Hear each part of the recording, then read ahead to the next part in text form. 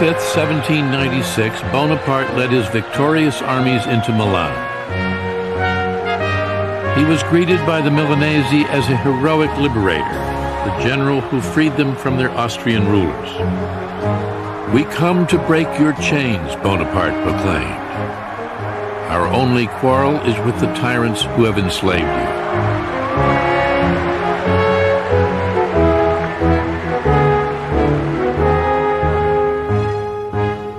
He was more than a general now.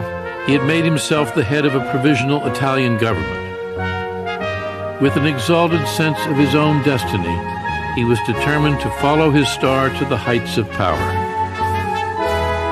Great men become great because they have been able to master luck, Bonaparte said. What the vulgar call luck is a characteristic of genius.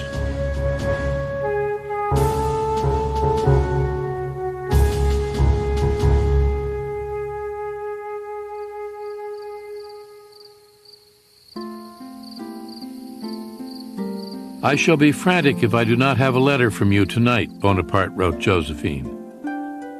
Bonaparte desperately wanted his wife to join him in Italy, but Josephine refused to leave Paris. She was spending her time with a dapper young army lieutenant. Elle trompe Napoléon. She's cheating on Napoleon with a young officer, infinitely more seductive than Napoleon. Elle n'est pas, à l'époque, She's not in love with Napoleon. Elle a peur de s'ennuyer en Italie. She's afraid she'll be bored in Italy, because in Paris it's a life of parties, a life of luxury. Finally, after weeks of Bonaparte's pleading letters, Josephine left Paris for Italy. She wept, wrote one witness, as though she were going to a torture chamber.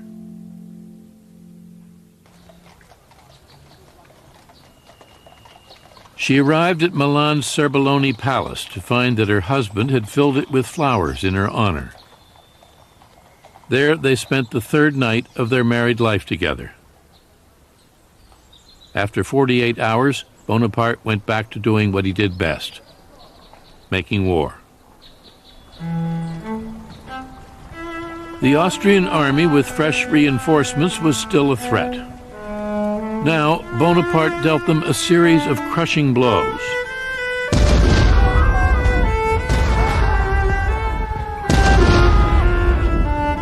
Finishing them off in January 1797 in a three-day battle at Rivoli, 60 miles west of Venice. His victories in Italy began the legend of his invincibility, immortalized in a series of romantic paintings. Bonaparte was not only a warrior, he was also a shrewd propagandist. Bonaparte, dès ses premiers succès, From his first triumphs, Bonaparte understood that it's not enough to win victories. il utilise l'image. He uses images to make sure that his victories in Italy are widely publicized in France. Connu en France. He understood that art is also a means of propaganda. Il commande un tableau. He orders a painting after a victory. Il ordonne. He dictates the theme, Il ordonne the layout of the characters. des personnages. Il va même jusqu'à imposer. He even orders the dimensions of the frame. Napoléon d'emblée. From the very beginning, Napoleon gave himself an image. Il a d'emblée arrangé. He created his own history. Il crée une presse. He created his own newspapers, France and the Army of Italy, and the Newspaper of the Army of Italy, which exalt his victories. C'est Bonaparte lui-même qui rédige. Bonaparte himself actually wrote some articles. He himself wrote, "Bonaparte flies like lightning and strikes like a thunderbolt." Bonaparte vole comme l'éclair et frappe comme la foudre.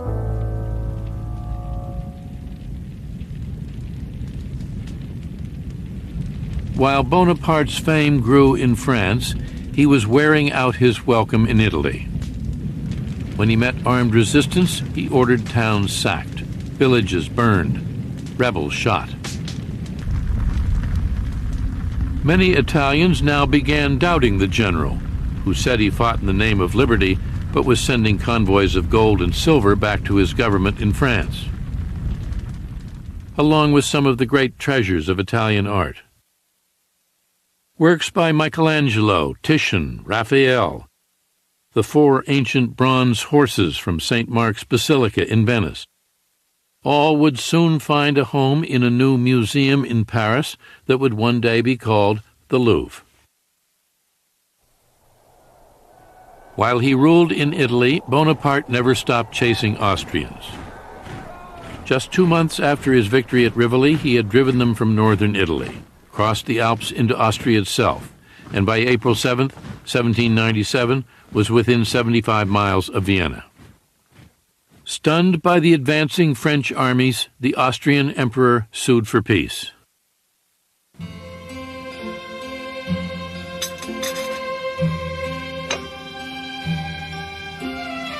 Bonaparte himself negotiated with the Austrian diplomats. He wanted Belgium, the left bank of the Rhine, and a new republic to be allied with France carved out of northern Italy. When the Austrians objected to his demands, he turned on them in a rage.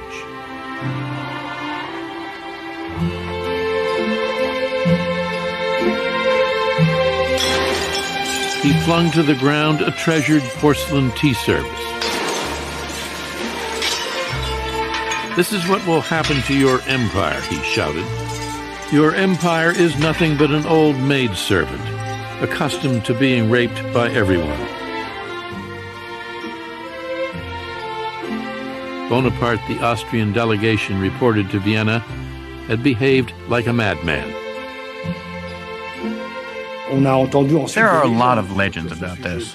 Napoleon était un être colérique, parfois avec Napoleon was hot-tempered, sometimes with violent physical reactions. Comme les négociations traînaient, Napoléon s'est agité, marché en long. And when the negotiations dragged on too long, Napoleon became agitated, started pacing back and forth, smacked into a small table, and overturned a tea service.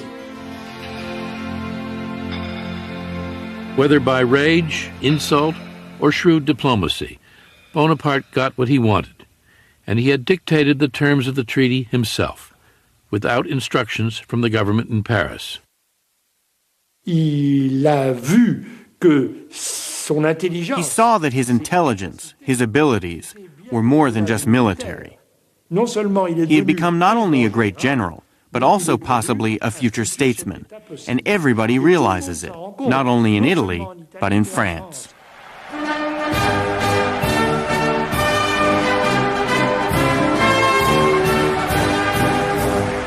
At the end of 1797, 28-year-old Napoleon Bonaparte returned to Paris and handed the government a treaty which brought a fragile peace to the continent of Europe. Now only Great Britain remained at war with France. In just 1.5 years, he had taken his dispirited, tattered soldiers, marched them hundreds of miles, and defeated the army of the Empire of Austria without ever losing a battle.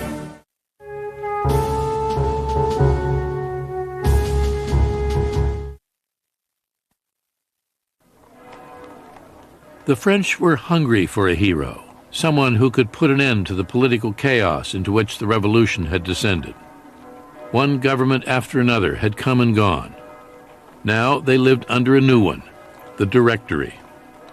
The Directory was an unstable, fragile parliamentary government that commanded no confidence. All of France turned toward Bonaparte, wondering what he would do next. "What I have done up to now is nothing," he said privately. "I am only at the beginning of the course I must run. I can no longer obey. I have tasted command, and I cannot give it up." While Bonaparte waited for the right moment to seize power, he set his sights on new glories in the exotic East. He eluded a British fleet, and on July 1st, 1798, landed with 35,000 soldiers in Egypt. France was still at war with Great Britain, and Bonaparte hoped to disrupt British trade routes to India.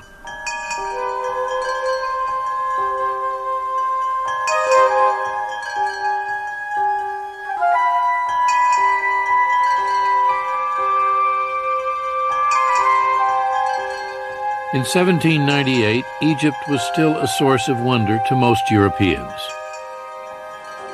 The souks crowded with Turks and Jews, Syrians and Greeks. The minarets sounding the call of an alien religion. The Sphinx with its broken nose buried in the sand up to its neck. Bonaparte finds himself in a country of legends, myths, and a great history. But it was really madness on his part, because all of the military calculations at the time held that it was impossible for a European army to conquer the East.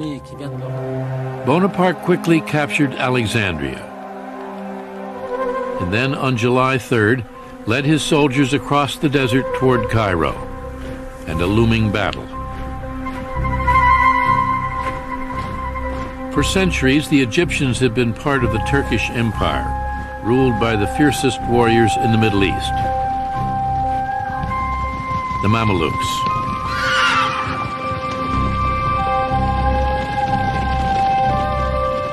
Remarkable for their courage, pride, and cruelty, the Mamelukes waited fearlessly for the French armies. One Mameluke prince called them donkey boys. The Mamelukes charged a cannon with their sabers and their horses, with arms from the Middle Ages. It was a meeting between the Europe of the future and the Egypt of the past. Napoleon just organized his army into 5 gigantic squares. These are men kneeling and standing and firing, so you got a continual rolling fire. The Mamelukes rode around the squares and were shot at by that square and by this square.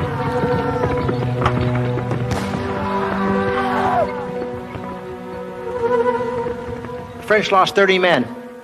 The Mamelukes lost probably 5,000 or 6,000.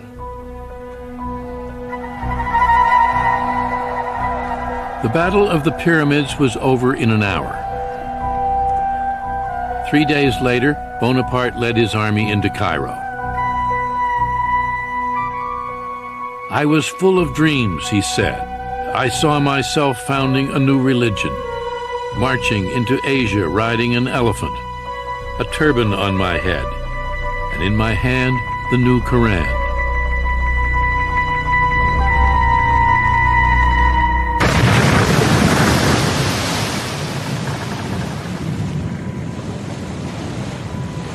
But Bonaparte's dreams of empire were quickly shattered.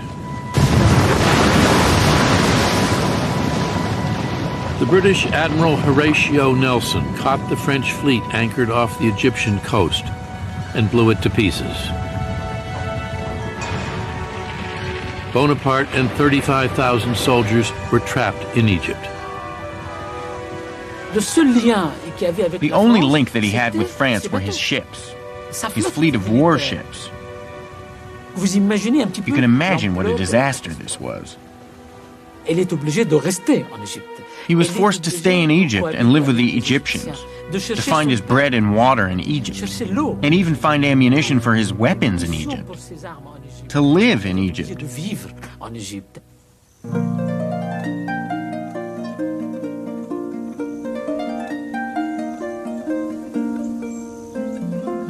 While Bonaparte was marooned in Egypt, his wife was buying a new home. A manor house 6 miles from Paris called Malmaison.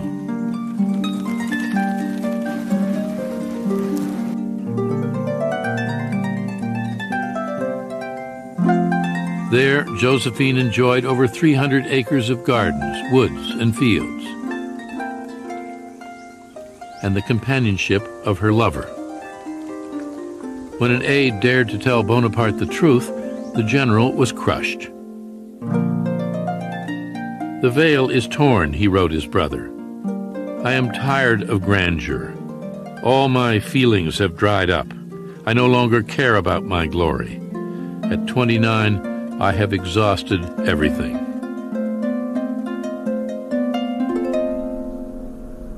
Furious, he took the wife of one of his officers for a mistress. His friends called her the general's Cleopatra.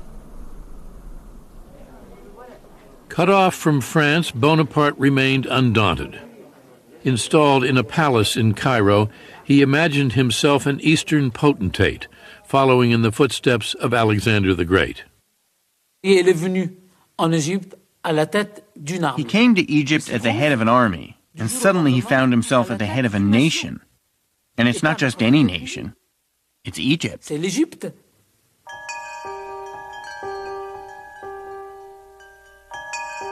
Egypt was an enigma to Europeans. Bonaparte saw a chance to be the first to unravel its mysteries.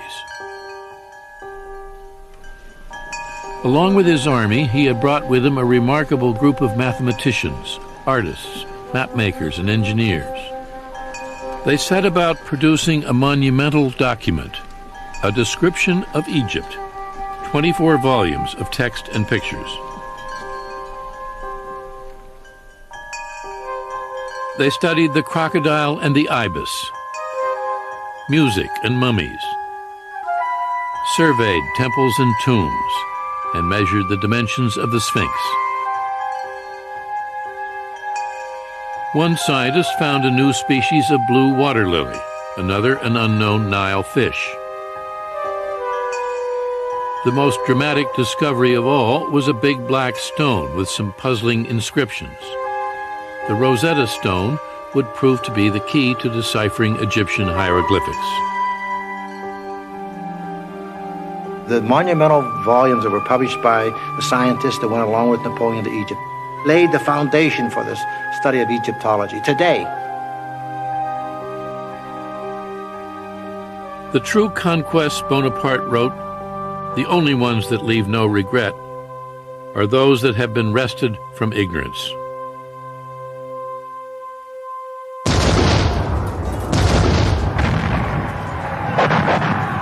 In February 1799, Bonaparte took 13,000 soldiers into Syria. The Sultan of Turkey had declared war on the French infidels, and Bonaparte went on the offensive. After a quick victory at Jaffa, he assaulted Accra, where he was forced to lay siege to the well-fortified city. Attack after attack failed, claiming the lives of hundreds of French soldiers. Hundreds more were struck down by the bubonic plague.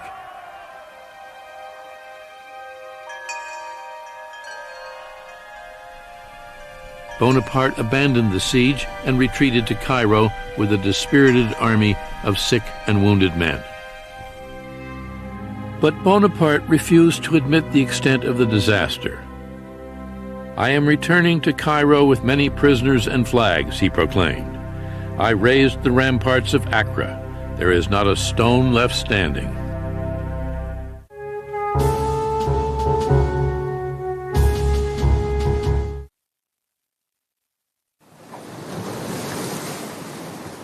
On August 23, 1799, Bonaparte secretly set sail for home, abandoning more than 30,000 soldiers with little more than an apologetic message. Extraordinary circumstances alone have persuaded me to pass through enemy lines and return to Europe.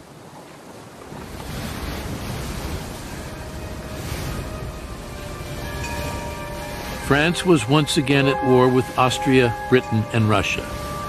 Civil war continued to tear the country apart. The government in Paris was in disarray.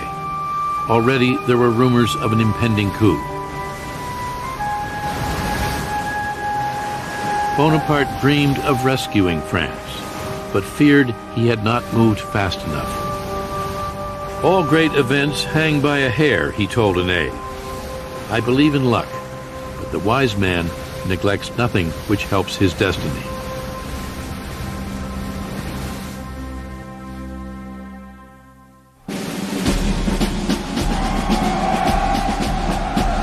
On October 9, 1799, he landed in France and found himself greeted by cheering crowds.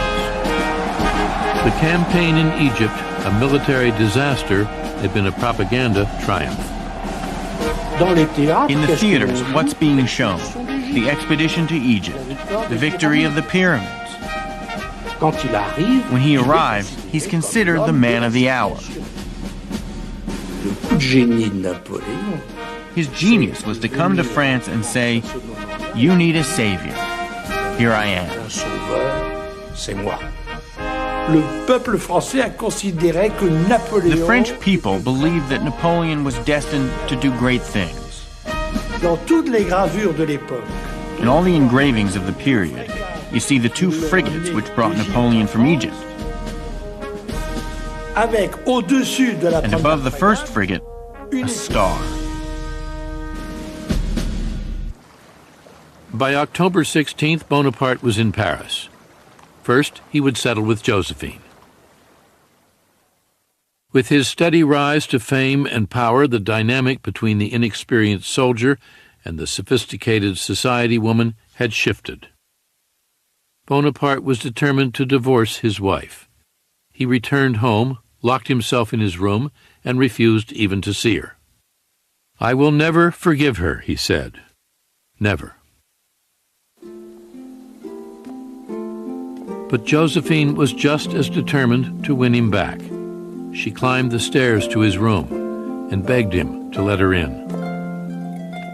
Bonaparte puts his fists in his ears. He refuses to hear her, and she bangs on the door and cries, "I have loved only you." But Bonaparte kept saying, "No, no, no."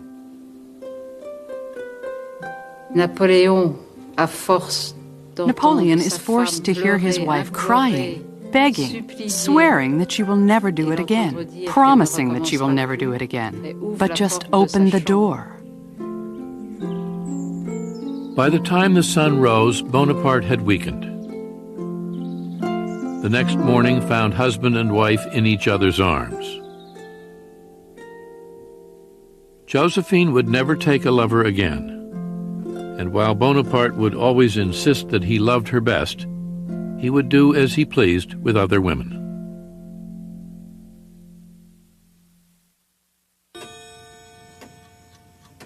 Back in France, less than a week, Bonaparte saw that the time had come to act. Solemnly deliberating in the Luxembourg Palace, the Directory was about to be swept aside. The debt from 8 long years of war was mounting. Draft evasion rampant. Bandits roamed the highways in the countryside. The government seemed powerless. Already there were schemes to overthrow it. As the crisis ripened, Bonaparte determined to find a way to seize power for himself. His moment, he knew, had arrived. He allied himself with one of the plotters, a member of the Directory, Emmanuel Sieyès, who needed the support of the popular young general. This coup that Sieyès plans is a parliamentary coup, a political coup.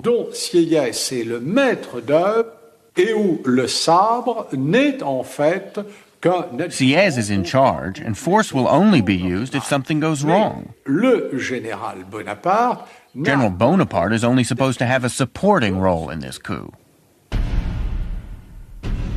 On November 9th, 1799, Bonaparte and Sieyès set their plot in motion.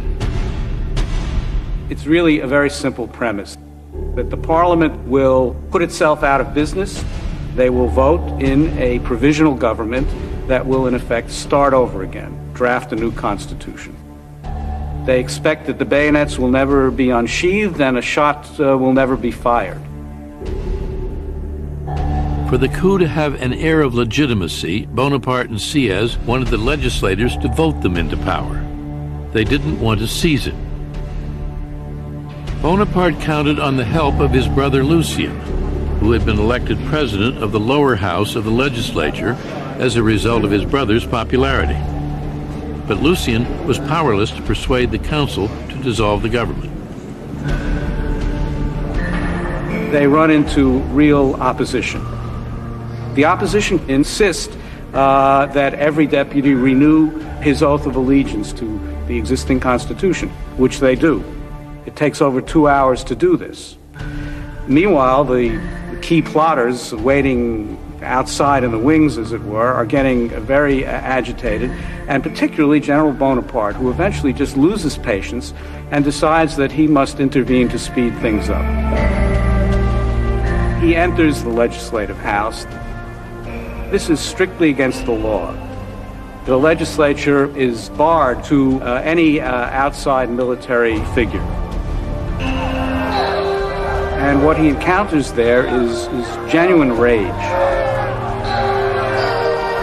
The members of the assembly, they see these bayonets and the bearskin hats marching down the main aisle with Bonaparte in between them. And they begin to shout and scream, outlaw him, he's trying to take over the government.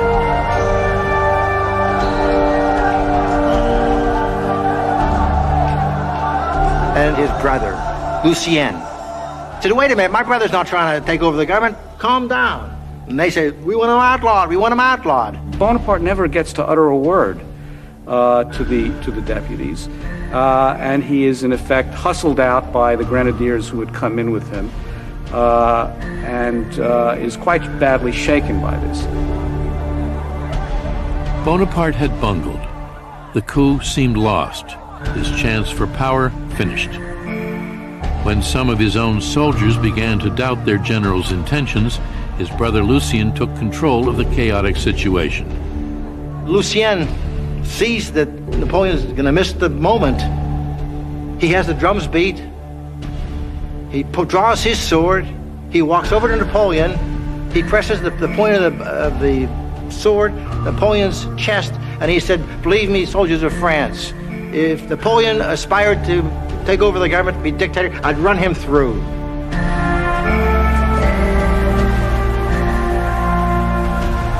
The soldiers stormed the assembly hall. The cowed legislators fled, some jumping unceremoniously out the windows.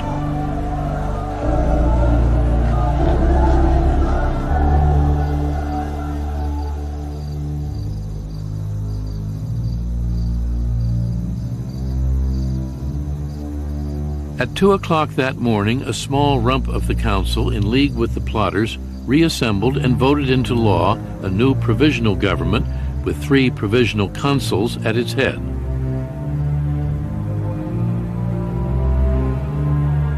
Bonaparte was one of them.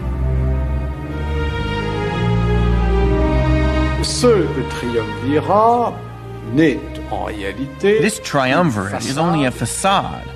The parliamentary coup had become a military coup. And the strong man is no longer Sieyès, now it is Bonaparte. Within weeks, Bonaparte outmaneuvered the other consuls, rewrote the constitution, and made himself head of state under the title First Consul.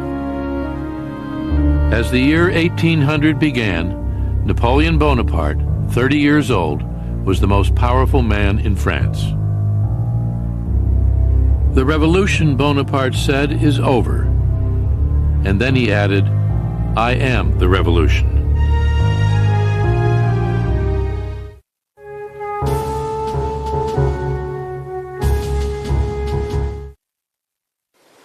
War had catapulted Bonaparte into power. Now, war would help him secure it. France was still fighting Great Britain and Austria. Bonaparte conceived a daring plan to catch the Austrians by surprise. In the spring of 1800, he took his soldiers over the Alps. 40,000 men, field artillery, trekking across treacherous layers of snow and ice through the great St. Bernard Pass. Not since the Carthaginian general Hannibal had an army attempted such an outlandish offensive. It's 10,500 feet high. They dragged their guns in pine trees, they hauled her out like canoes, and they took off across the mountains.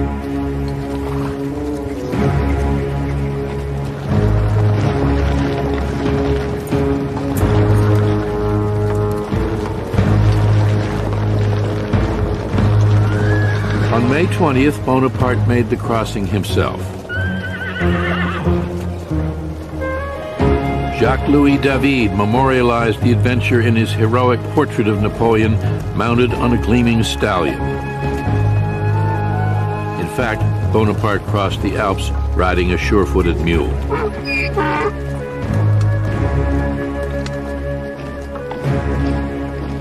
It took the general and his army just 6 days.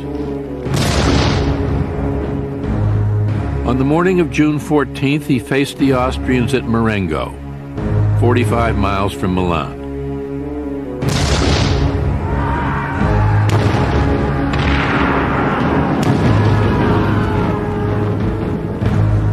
By the end of the day, there were 6,000 French casualties, but nearly twice as many Austrians had been killed or wounded. The French had won. "My power depends on my glory," Bonaparte said, "and my glory on my victories."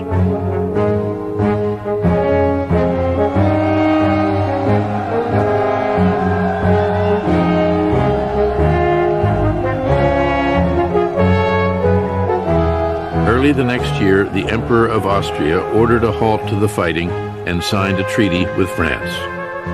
Great Britain followed the year after.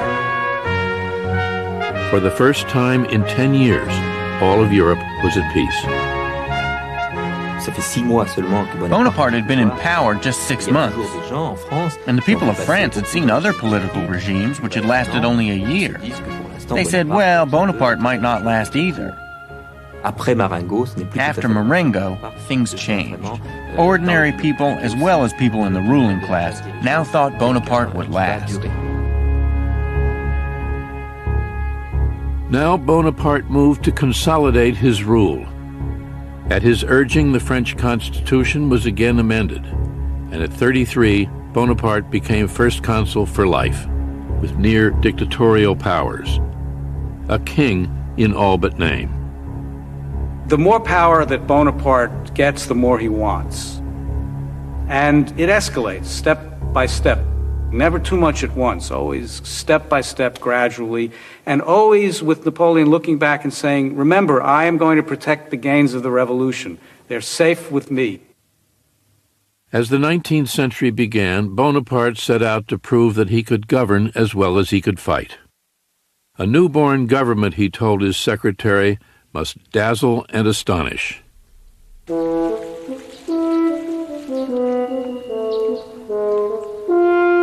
He built new parks, bridges and quays along the Seine, canals, reservoirs, and roads.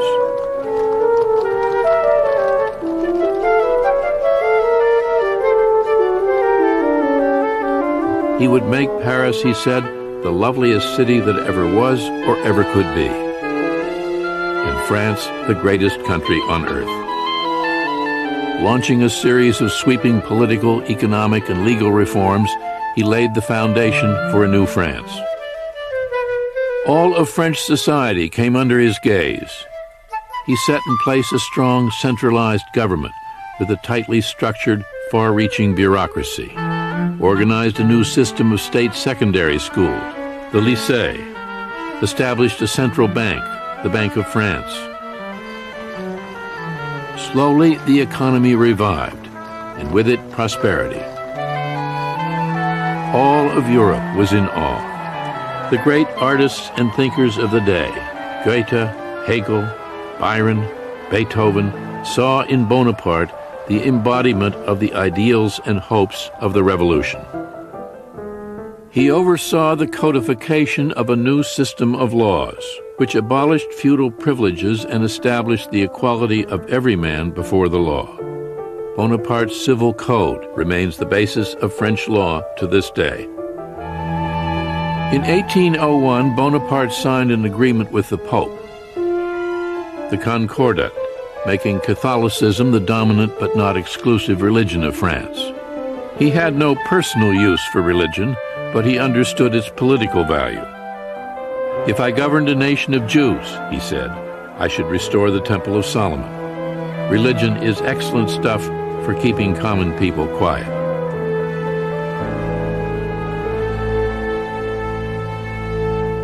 Bonaparte ruled with the carrot and the stick.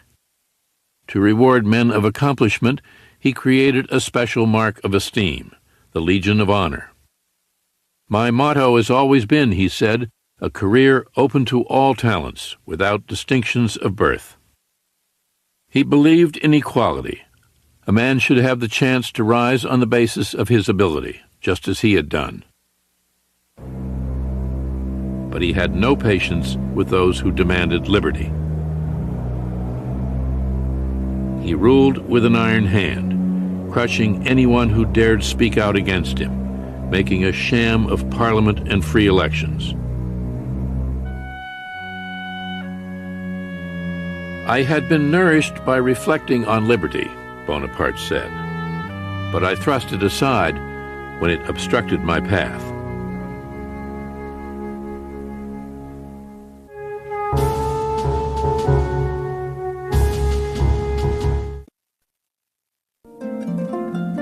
While Bonaparte ruled France, Josephine gracefully assumed the role of First Lady.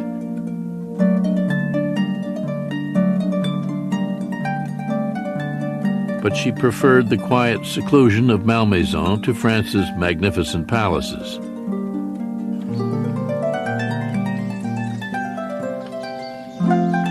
In deference to his wife, Bonaparte made Malmaison his countryside seat of government. He worked 7 days a week, often 18 hours a day, month after month. But if it could be said that he ever relaxed, it was at Malmaison with Josephine. In 1803, France was still at peace, and Bonaparte was her absolute master. When he looked across his borders, the only country he had to fear was Great Britain. Britain, with the greatest navy in the world. Britain, immensely rich. France and Great Britain had signed a treaty of peace, but no one expected it to last. Even before the treaty was signed, one observer said, "Peace in a week, war in a month." L'Angleterre. England, England, always England. Il y a toujours un profond antagonisme entre la mer. There is always a profound antagonism between the sea and the land, between the strength of the continent, represented by Napoleon, and the strength of the sea and international trade, represented by England. It was inevitable that war between France and England would resume. The treaty is a misnomer. It's really a truce. You still have two great powers at odds with each other, fighting for influence, fighting for supremacy, and they've basically fought to a draw at this point. On May 18, 1803, when Great Britain declared war on France, few were surprised.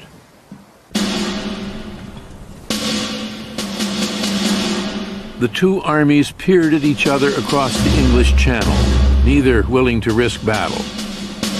France held at bay by the British Navy, Britain afraid to send soldiers to fight on the continent. But as Bonaparte waited and readied his troops, his confidence in himself and his star remained unshaken. His victories had already made France larger than it had ever been. He was the most feared man in Europe, and his authority at home remained unchallenged. 34 years old, he was as powerful as any of the Bourbon kings who had come before him. All he lacked was a crown. Now he decided he wanted one. He wished to be a king. His idea is that given what France has achieved in the world, it ought to be considered as a kind of empire, with Napoleon Bonaparte as the emperor. This would put him on an equal footing with the monarchs of Europe. He would no longer be an upstart, he would be one of the club. On December 2nd, 1804, the imperial procession made its way through Paris. A Senate proclamation and a vote of the people both carefully arranged by Bonaparte himself, had given him what he wanted. He was about to become an emperor. As soon as a man becomes a king, he is set apart from all other men, Bonaparte said. I always felt that Alexander the Great's idea of pretending to be descended from a god was inspired by a sure instinct for real politics. In spite of the cold, 500,000 cheering spectators lined the streets.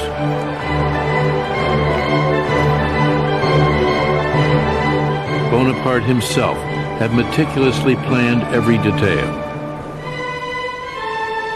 The great cathedral, hung with pennants and tapestries and decorated like a Roman temple, seemed more like a theater than a church.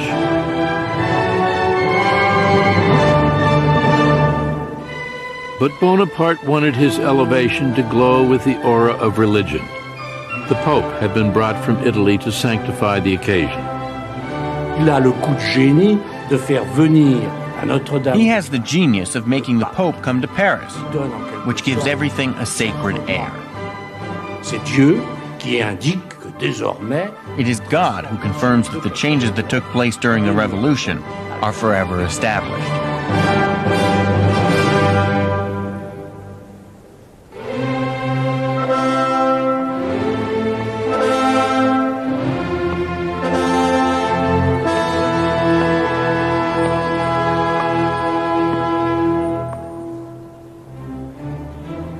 Slowly, Bonaparte and Josephine walked toward the two thrones that awaited them.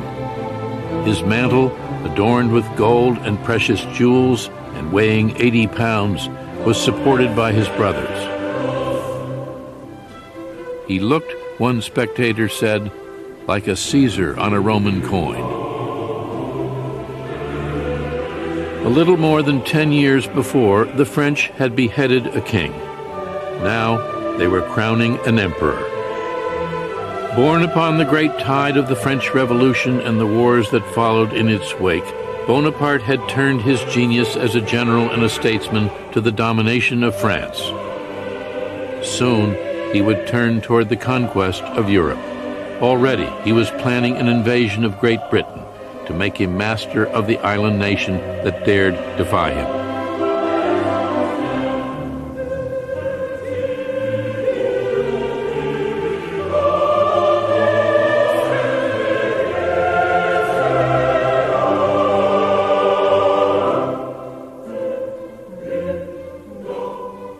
Confidently, Bonaparte lifted the imperial crown.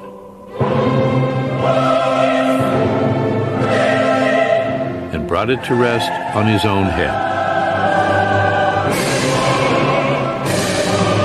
Then he moved toward Josephine and crowned her his empress.